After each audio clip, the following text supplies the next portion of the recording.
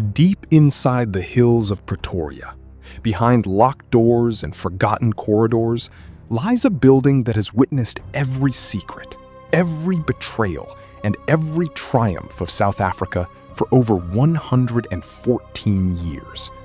Tonight, we go inside. The year is 1910. A new nation is born, and its rulers need a home worthy of power. Construction begins on the Kop Hill, a building that would become the seat of South African power forever. British architect Sir Herbert Baker was no ordinary designer. He was a master of hidden meaning, a man who encoded secrets into stone, brick, and mortar. Every column he placed told a story the public was never meant to read. Pretoria was chosen deliberately, sitting at the geographic heart of South Africa, commanding the city below. The message was clear. Whoever sits in this building sits above everyone else. Power by design. Look closely at the two wings, one for English, one for Afrikaans. A nation divided, even in its architecture, but connected by one long, sweeping colonnade, a forced unity, carved permanently into stone. But what lies beneath is where the real secrets begin. Underground bunkers, built during World War II, stretch below the building. Cold, dark, and largely forgotten. Very few people alive today know what happened in these rooms.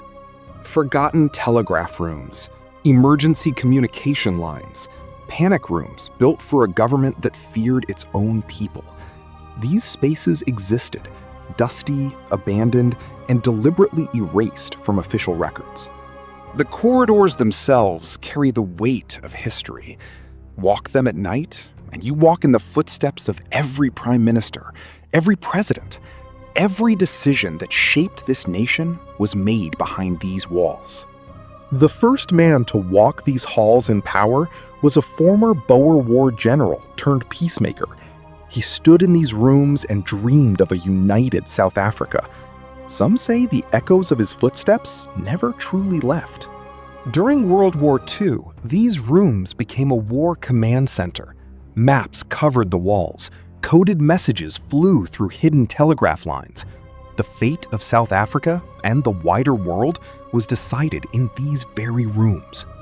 Then came the darkest chapter. The architect of apartheid sat in these very offices and signed the laws that would oppress millions for decades. The walls of power do not judge who sits within them. They only remember.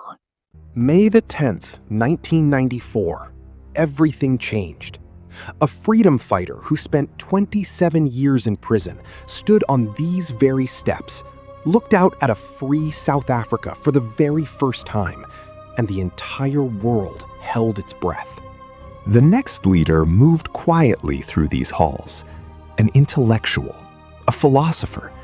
He held private meetings in rooms that are still not fully documented in any public record. What was discussed? We may never fully know. Then came the controversial renovations.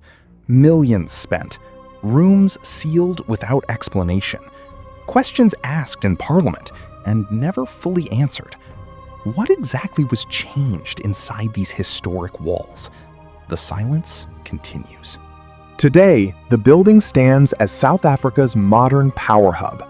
High-tech security, restricted access, the same sandstone walls that have always held power, now wrapped in cameras, biometric locks, and government secrecy.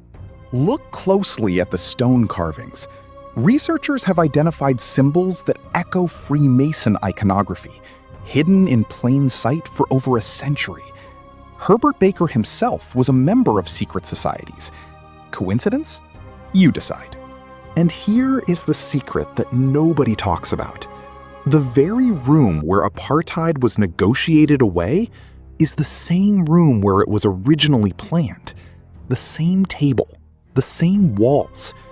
History is a circle, and this building sits at its center. 114 years, 16 leaders, countless decisions. One building that held them all and remembers everything. If this video opened your eyes, smash that like button, subscribe for more hidden histories, and comment below which secret shocked you the most.